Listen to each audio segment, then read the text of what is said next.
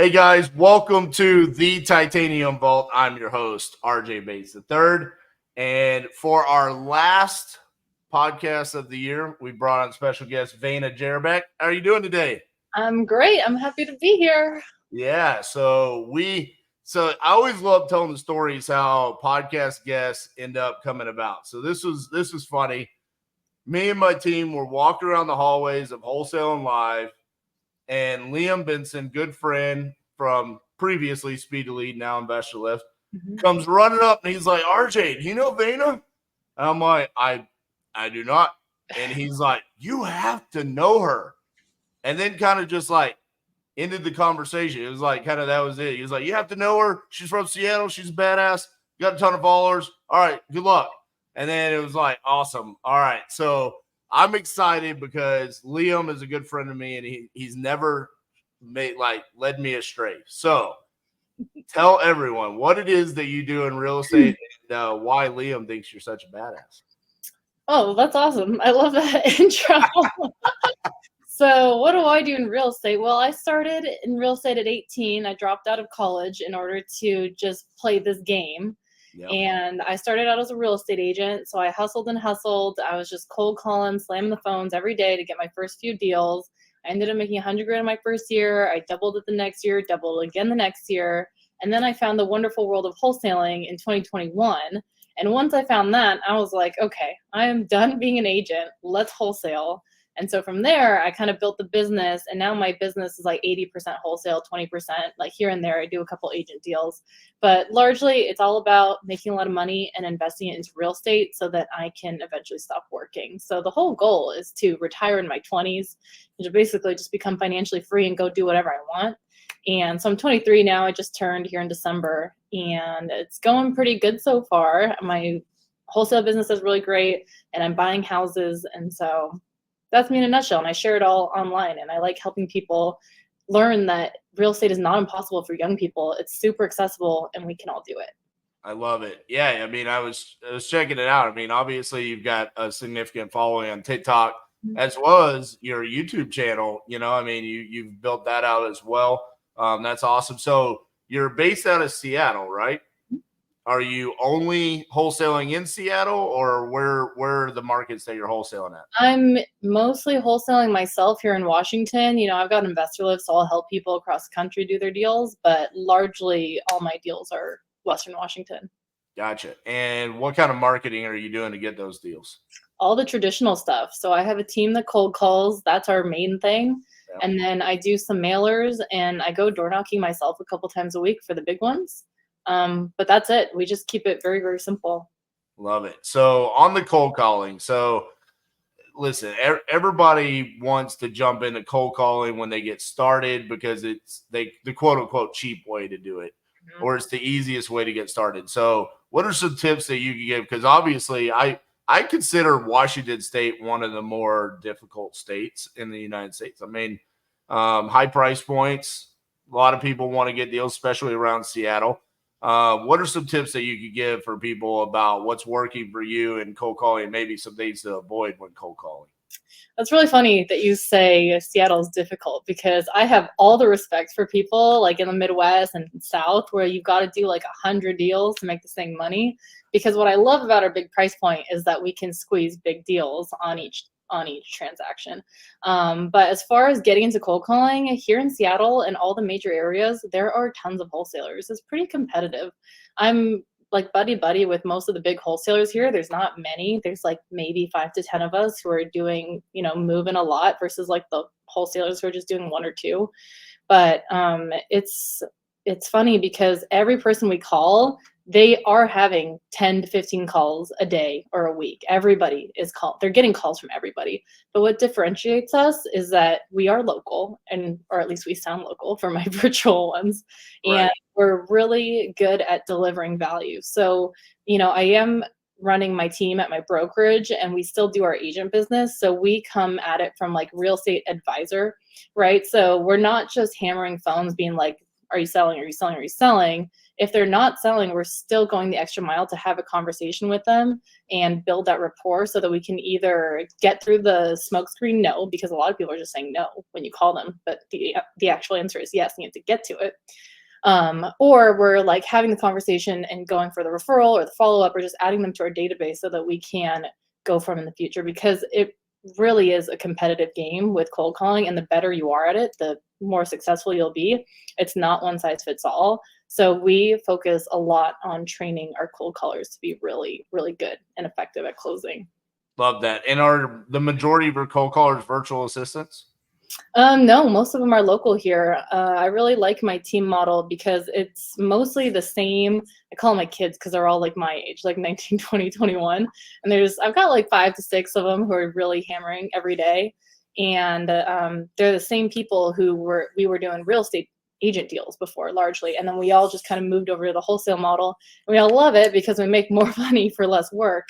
And so they've got the skills for cold calling. And the best thing about it is that we have this team culture where we are keeping each other accountable to come in every day, and we're making bets, and we're, having competitions and things like that. So it makes it all very fun, because cold calling is not fun. But if you can get yourself a community or a group that's holding you accountable to it, it really becomes easier. I love that. And, you bring up, your team being young, you call them the kids. I have an extremely young team. You met 2 of them, 21 years old. We've got a couple other 21-year-old, 25-year-old. We call them the boys because the only women here are Cassie, my partner, and then the bookkeeper. Everybody else is the boys. Yeah. But it's fun. It's that age bracket brings a lot of energy. And like you said, making a lot of money, right? Making a lot more money than the majority of 21, 22, and in your case, 23-year-olds.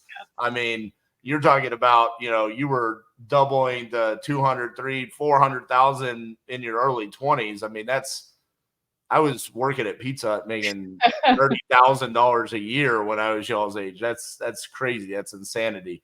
So when you're cold calling, in a market, because this is, I don't know the answer to this because I've never been successful at it. We do nationwide, right? We're very wide.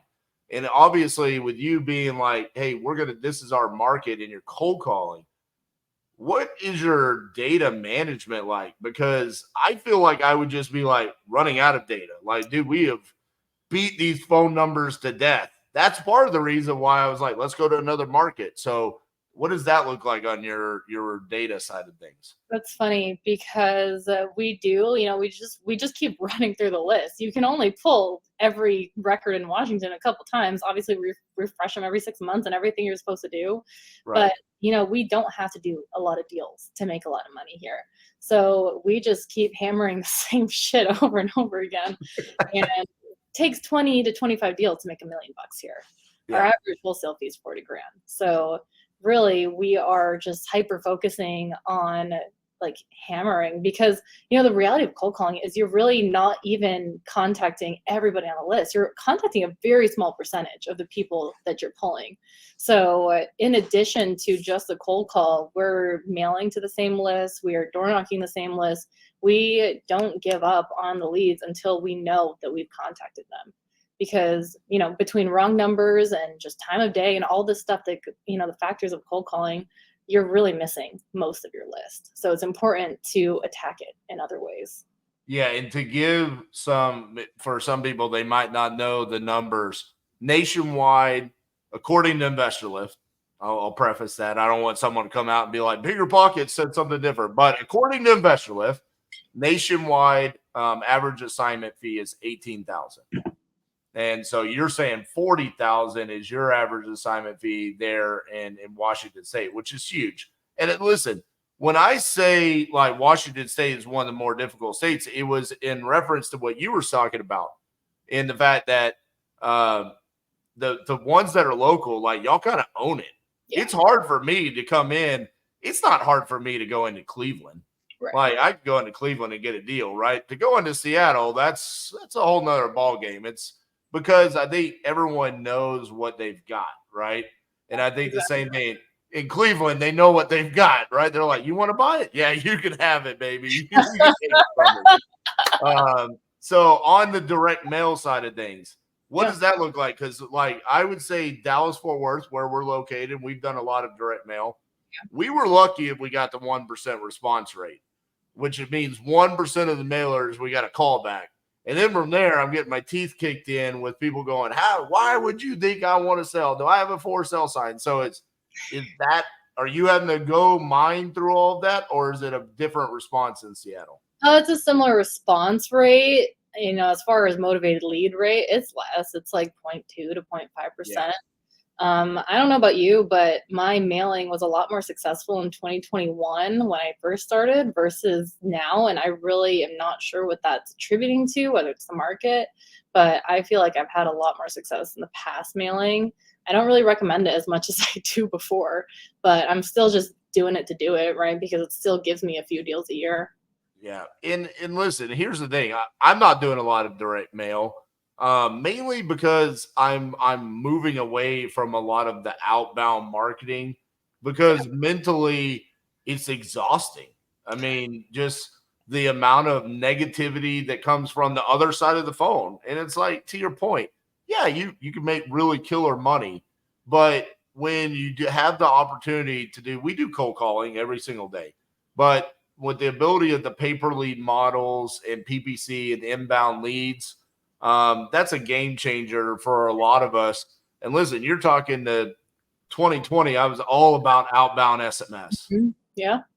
2018, 2019, I was all about direct mail and cold calling, just like you. I just think there's a natural evolution where, at some point in time, it sounds like you might be getting there with direct mail. It's like, hey, let's change this up. Let's try something new, So let's talk about, you have InvestorLIF. Are you using that to dispo a lot of these deals, or is it kind of like you already know your buyers? I use a lot of InvestorLIF. Most of the stuff I'm contracting, it's not great. And so I use InvestorLIF to sell my not great deals. Is the best thing ever for them. But when I know I've got something good, I've got my back pocket buyers that I'm selling to. Yeah. And on that, inside of InvestorLIF, are you guys working the system? Like, are y'all cold calling buyers out of there, like using God mode and cartel mode, or is it mainly, hey, the system selling the deal for us? We're mostly just going the automated version. I'm like fairly new to InvestorLIF just this year, but yeah. So I haven't gone to delve into all the fun features, but I know that it's sold most of my stuff so far, so it's working. Love it. Love it. How often are you guys utilizing the fact that you have the agency on like those colder, or the quote unquote, what most wholesalers would say is like a dead lead?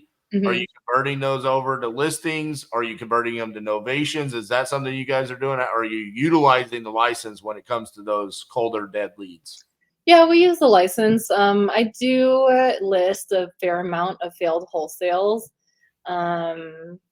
I'm pretty simple, right? I don't always recommend someone get their license because I think you're just kind of wasting time that you could be spending finding the deals. Because if you partner with a realtor, it's just as good. But yeah, we do use the license, and it is a value add a lot of the time with our sellers. Like, hey, I'm also a licensed realtor. We can look at what you could get for this on the market and then off the market. And a lot of the time, once they see the work that it takes to put it on the market and how they have to pay the fees and everything, they just go with the off market option. So let's talk about your team, for example. You've talked a little bit about like the younger cold callers acquisition. Is that on the executive side? Is it just you? Do you have a partner, or how's the business run outside of, hey, we're just slinging deals? Yeah, it's just me right now because we are small scale. The volume's not high. Obviously, in 2024, my goals are a lot higher. So hopefully I'll be able to bring on someone to admin and do my back end stuff. But for the most part, it's me and an assistant who's helping analyze deals. The kids are really independent, where I don't even hear from them until they have an appointment. So once they have an appointment, some of them need me, some of them don't need me to close. But that's my favorite part, is going out and doing the deals and getting them under contract. And then I do most of the disposition too.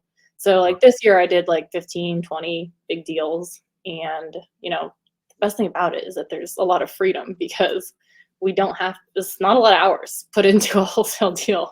Right. Exactly. So you talking about, you love going out and closing the deals.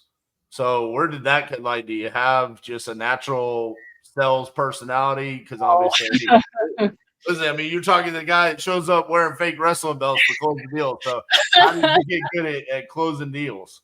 No, I was super shy when I started. I didn't know anything. I didn't want to talk to anybody, but money talks. And so when I did my first few deals just in real estate in general, I was like, I made this much and it only took that. And I actually ended up taking a really big interest in communication and sales skills because it is like a whole world, right, of learning sales. And so I dove into the Zig Ziglar and the Jim Rohn and the OG and all the books and how to influence people and the DISC model. And I got really, really into it because when I learned that you can figure out what makes someone tick or what makes them move towards what you want, or you can get them away, whatever you want, I was like, this is pretty cool. And so kind of understanding all of that, it did make it really fun because when you have a deal or when you don't have a deal. So I came up with the title to today's episode, the Gen Z Agent Investor, because when I was doing research on like your social media, you talk about being being Gen Z, right? Which I think I chuckle a little bit because I'm technically a millennial, but I've never thought to talk about being a millennial before. So why is that something that you have spoken about? Like you put out there in social media? Is it actually important to you, or was it just like, hey, if you're Gen Z, like you should follow me? What was the reason for it? I know, right? Like, oh, I'm young, I'm cool. No, well, when I started and I did my first year and I made $100,000 and I was 19, I was like, this is crazy. And no one my age knows about this. No one my age knows that you can do this, that you can make a bunch of money at a young age, that you can invest in real estate, that you can work towards a very strong future. And, the reality is the older generations think we're screwed, right? No one believes in Gen Z. No one thinks we're going to make it. They think we're all stupid. They think we're addicted to our phones. But the reality is, and what like the statistics show these days, is that Gen Z is the most in tune and we're the most educated because we're being proactive about going on YouTube and listening and reading books and everything and accessing all the free information out there to help us build a better future. And so, for me, having the privilege of growing up in this industry and knowing what it takes to create high income at a young age, I really love sharing that so that I can help my generation make it and prove everybody wrong. That's kind of my whole thing. I love that.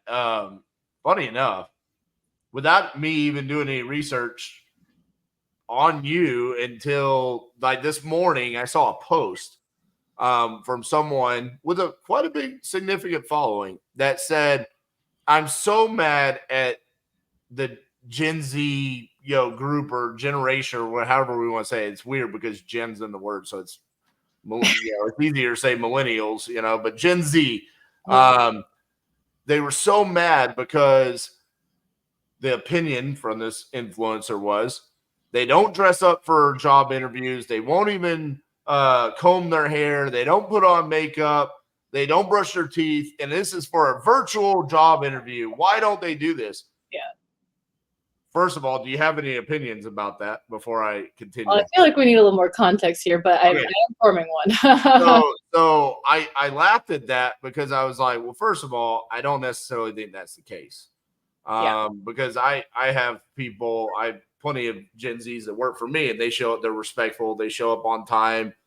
They've never not brushed their hair or brushed their teeth or anything. Not that I knew about it. I guess I'm not getting close enough to find out if they brush their teeth or not. But I felt like that's like you said, there's a theory that this generation is going to struggle as y'all come into your 30s and 40s. But I don't think that's the case. I don't think that I could have gone out 10 years ago and hired 21-year-olds to essentially be my revenue generating like labor force. Right. But now I can, and so much so that it's like, I don't want to hire someone 40 years old. I only want to hire 21-year-olds. So what are your thoughts about that whole post and kind of my thoughts about hiring only people in their early 20s? I think whoever wrote that is making themselves look stupid because we don't need to do all that. First of all, it's a Zoom call. How do you know they didn't brush your teeth? Right. And we understand, and we're kind of spending our time on the stuff that really matters. I think it's very important to take care of yourself and your body. Right. But we know that, if you have the skills and you have the work ethic and you show up, first of all, there's a major crisis with finding good work, right? And so we know that the employer needs us more than we need them. I think a lot of the Gen Z workforce knows that.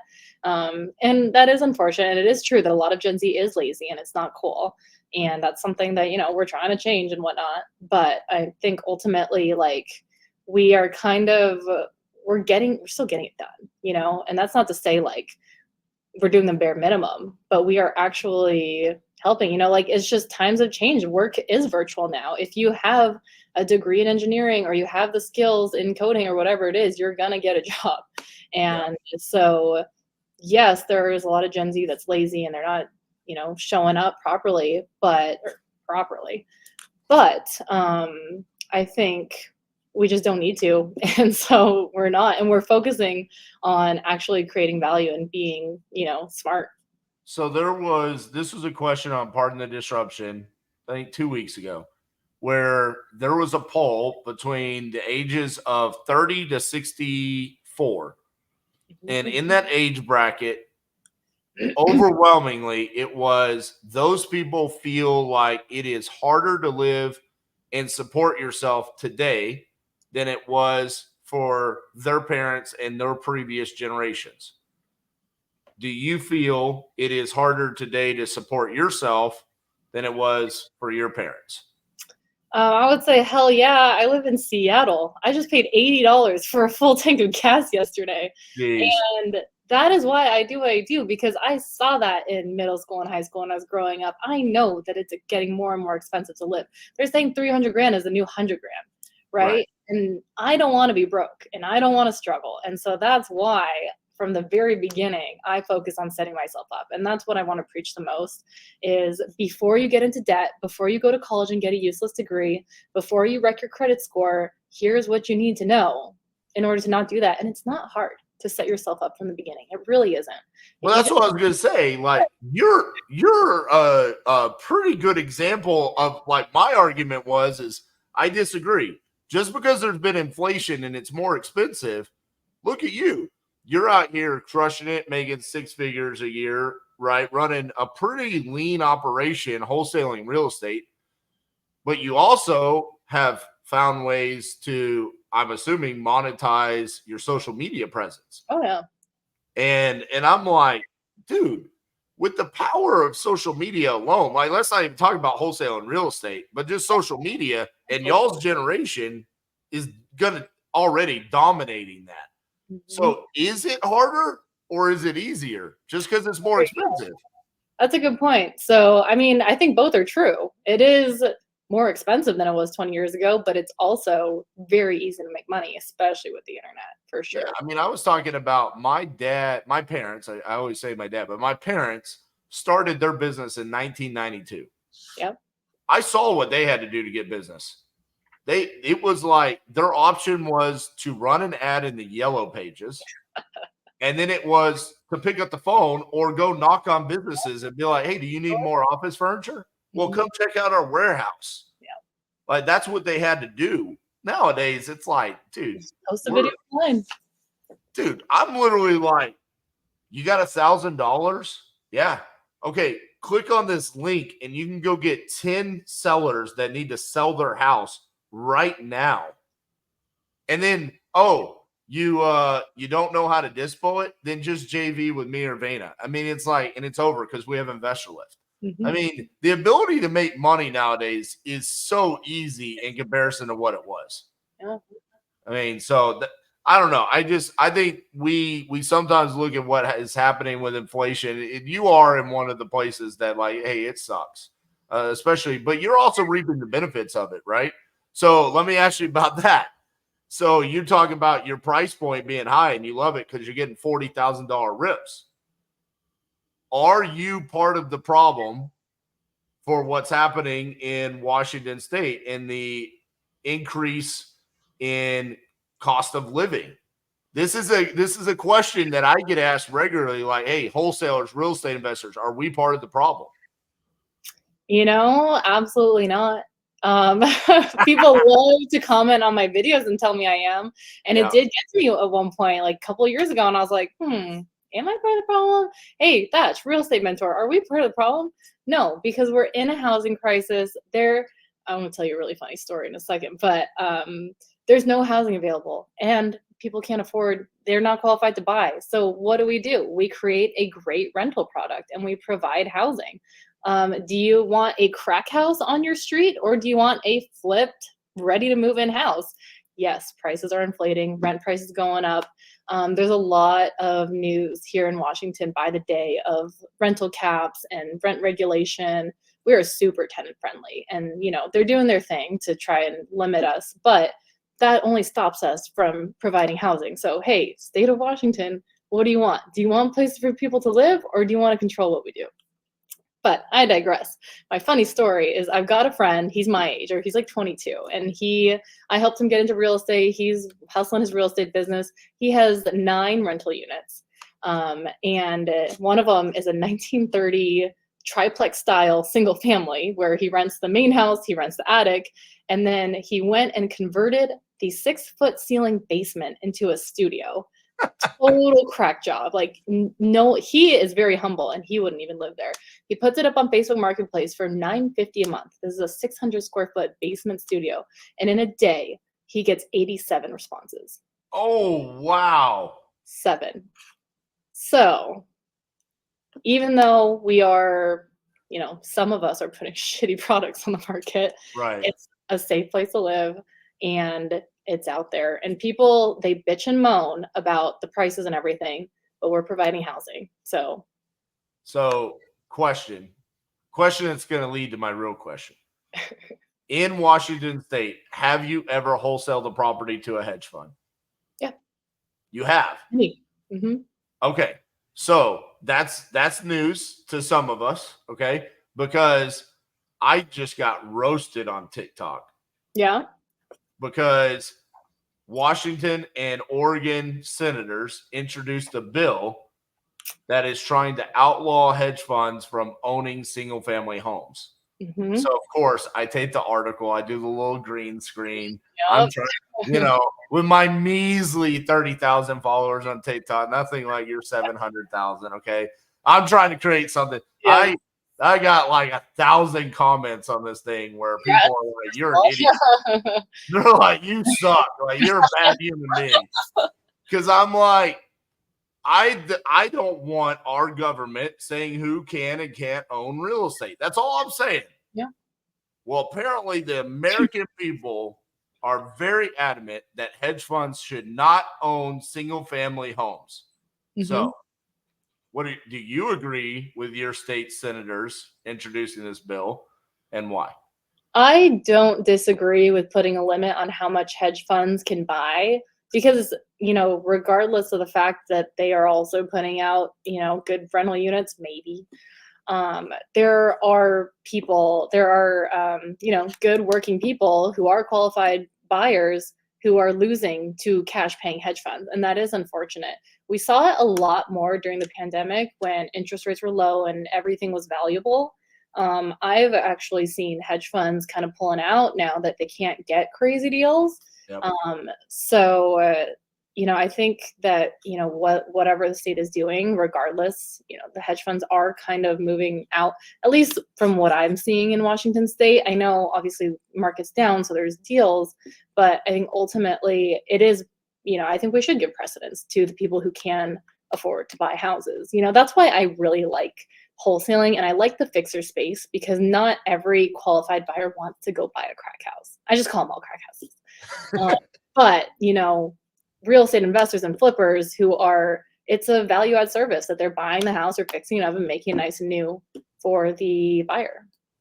We all have our go-to ways of saying distressed properties. You say crack house, I say shit box. Yep, I like shit box.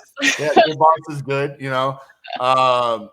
listen, when it comes to this, my fear is if we all agree and say, hey, good point. hedge funds shouldn't own single family homes.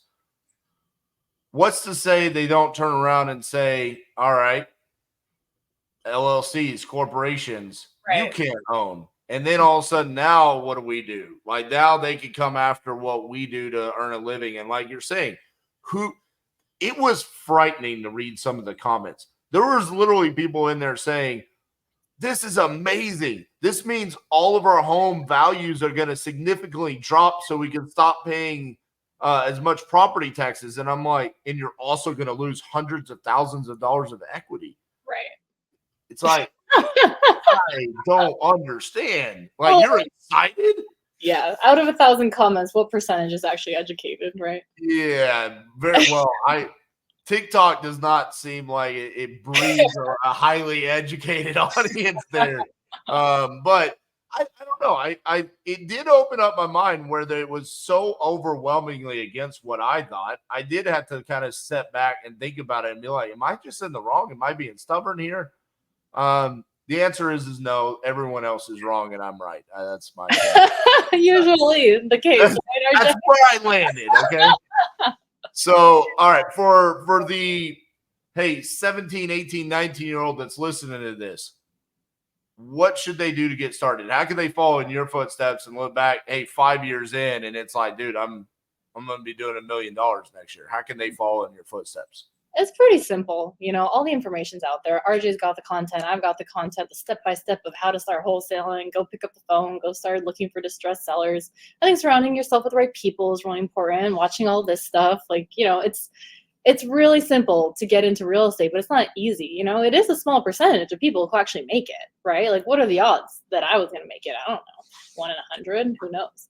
But, and I think there's all these news lines and everything, and I do my best to not concern myself. Like, you talk about the bill to reduce hedge fund purchasing. I've heard of it. I don't read into it because I really only want to concern myself with stuff that really directly impacts me in my own business. Just because interest rates are rising and falling, and just because the NAR is getting banned, and just because buyer commissions are going away, and blah, blah, blah, all I need to do is focus on finding my next motivated seller. Like, block out the noise, especially if you're new. Block it all out. Address your limiting beliefs. I think, beyond everything that's going on and beyond the fact that it is easy to make money in this game, your own fears are what are going to stop you. And that's just ridiculous because that is, technically the easiest thing to overcome.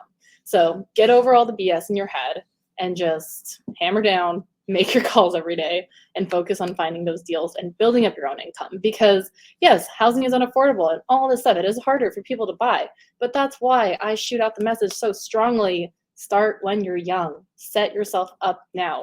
Watch your credit score. File your taxes. Do all the things so that when you are able to buy and you are competing with hedge funds and investors and all the other buyers, when interest rates come back down, you'll be ready and you'll be prepared. Just absolutely. And on that note, I mean, when you're talking about like, hey, this noise that's going on, these bills and NAR and all of that, I get asked almost daily, is now a bad time to get started in wholesaling? Is now a bad time to get started in real estate? No, you should have started yesterday. Right. Like, because I'll be honest with you, we've been doing this full time since late 2014, early 2015. Yeah. Every single year, there's been something where the world's ending, where real estate's going to end. And it's like, nope, here we are, decade later, we're still going strong.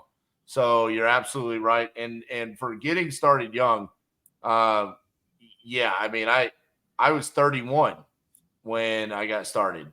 You're 23 and already, how I say this to my 21-year-olds here, the boys, dude, you are going to have 20 years experience when you're my age. 20 years. Like, how much further along are you going to be?